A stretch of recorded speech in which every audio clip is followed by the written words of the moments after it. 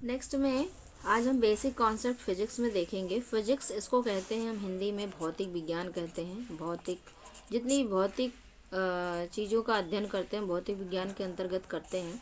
सबको atom molecule वगैरह सब कुछ पता है, एलिमेंट पता है, बहुत ही हमारा बेसिक था ये, और हमने बेसिक आपको दिया भी है इसके पहले।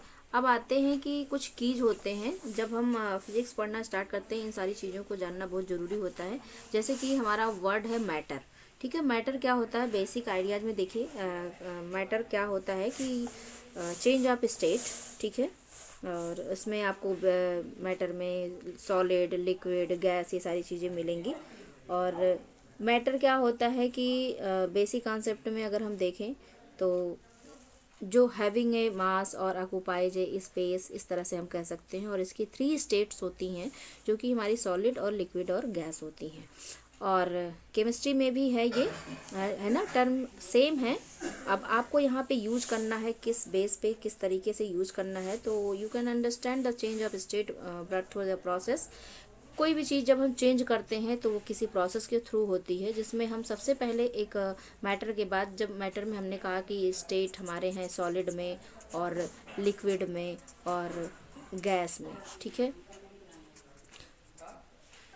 गैस में देन हमारी ये सारी चीज़ें अगर चेंज हो रही हैं तो उसके लिए कुछ हमारे पास पॉइंट्स होने चाहिए, कुछ प्रोसेस होने चाहिए जिसके थ्रू ये होते हैं। ठीक है, मेल्टिंग और fusion, freezing, vaporisation, evaporation, boiling, condensation, sublimation, deposition.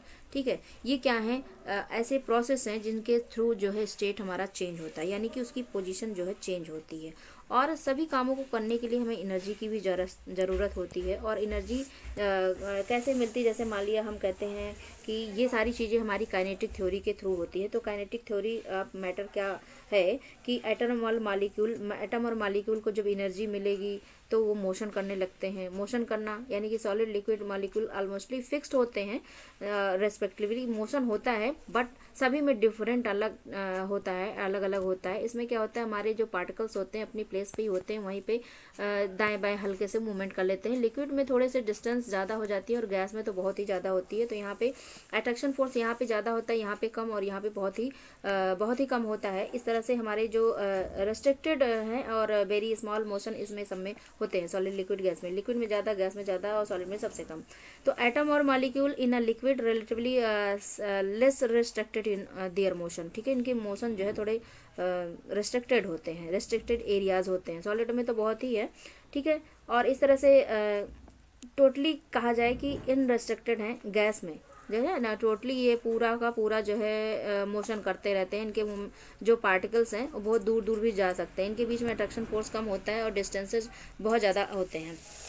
इस तरह से मतलब कहने का मतलब ये अपने कंटेनर में है तो कंटेनर में रहते हैं, इधर उधर मूवमेंट कर लेते हैं, ये अपनी जगह पे कर लेते हैं, और ये कंटेनर से बाहर भी जा सकते हैं। ऐसा इस तरह से मूवमेंट हो सकता है। अब हम डिफरेंट टाइप के प्रोसेस जानेंगे विच चेंज द स्टेट। सबसे पहले हम जानेंगे आपकी मेल्टिंग कहिए या फ्यूजन कहिए। ठीक है, बोथ आर सेम।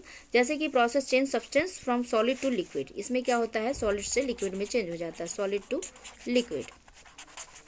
ठीक है, ये हो जाता है हमारा मेल्टिंग या फ्यूज़न कह लीजिए। देन आता है हमारा फ्रीजिंग क्या है कि इसमें जो प्रोसेस है, हमारा सब्सटेंस जो है लिक्विड से सॉलिड में चेंज होता है, लिक्विड से लिक्विड टू सॉलिड चेंज होता है।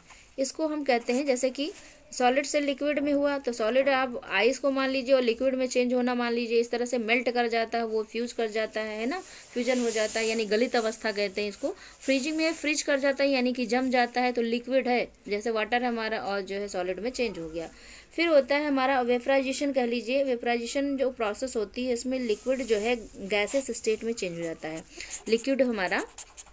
लिक्विड जो है वो गैसेस स्टेट में चेंज हो जाता है, तो इसको हम कहते हैं फ्रीजिंग, हमारा वेपराइजेशन होता है। यहाँ पे वेपराइजेशन में देखिए कैसे क्या होता है। वेपराइजेशन में 2 डिफरेंट टाइप होते हैं वेपराइजेशन। नंबर 1 होता है हमारा इवेपोरेशन, ठीक, इवेपोरेशन। और नंबर 2 हमारा होता है बॉइलिंग। ठीक, बॉइलिंग, ये 2। तो लिक्विड मतलब जब हमारा वेपराइजेशन हो रहा है, वेपराइजेशन में क्या हो गया कि हमारा लिक्विड गैसियस फॉर्म में चेंज हो गया, इसका स्टेट इसमें चेंज हो गया, लेकिन 2 फॉर्म में, एक तो इवेपोरेशन, दूसरा बॉइलिंग। इवेपोरेशन में जैसे कहते हैं कि ना भाप बन रही, पानी गर्म करते तो भाप ऊपर चला जाता है इस तरह से, और बॉयल होता है तो बॉइलिंग और जिस टेम्परेचर पे ये बॉयल होता है वो हमारा बॉइलिंग पॉइंट हो जाएगा।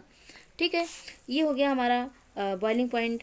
और जब रिवर्स प्रोसेस होता है, change the substance from its gaseous to its liquid, gaseous से जब लिक्विड में चला जाता है, मतलब यही प्रोसेस हमारी जो है रिवर्स हो जाए। अगर ऐसा होता है तो हम बोलते हैं उसे कंडेंसेशन। क्या बोलते हैं? कंडेंसेशन। जिसके थ्रू हम डिस्टिल वाटर का फॉर्मेशन करते हैं वो कंडेंसेशन प्रोसेस होती है। ठीक है, डिस्टिल वाटर बनाते हैं। आपको पता है कि लेबोरेटरी में हम डिस्टिल वाटर का यूज़ करते हैं, या डॉक्टर कोई भी इस तरह से अब इंस्ट्रूमेंट जो भी यूज़ करते हैं वो डिस्टिल वाटर के उसमें करते हैं। लैब में भी आपके जो है डिस्टिल वाटर का यूज होता है। वो कैसे बनाते हैं? पानी को गर्म करते हैं, किसी कंटेनर में गर्म किया, और हमारे जो वेपर हैं, वेपर के फॉर्म में वो बर्तन की दीवारों से इस तरह से जाकर के बूंदों के रूप में इकट्ठे हो जाते हैं, और उसको हम वापस जब ले लेते हैं, फाइंड आउट कर लेते हैं, उसे निकाल लेते हैं कंटेनर से, तो हमारा जो वाटर मिलता है कंडेंस। यहाँ तो रिवर्स प्रोसेस हो गई कि एक बार उसे गर्म किया और वेपर बनाया, और वेपर वापस से हमारा लिक्विड फॉर्म में चेंज हो गया। ये हमारी कंडेंसेशन की प्रोसेस हो गई। ठीक है, उसके बाद आती है हमारी सब्लिमेशन। सब्लिमेशन में क्या होता है? डायरेक्ट प्रोसेस होता है कि जिसमें सॉलिड जो है डायरेक्ट गैसियस स्टेट में चेंज हो जाता है। सॉलिड जो है वो गैसियस में हमारा चेंज हो जाता है, गैसियस में चेंज हो जाता है। इसको हम सब्लिमेशन कहते हैं, सब्लिमेशन कहते हैं। ठीक, रिवर्स प्रोसेस ऑफ गैसेस से changing almostly directly into solid state to, हम कहते हैं इसे डिपोजिशन भी कहते हैं।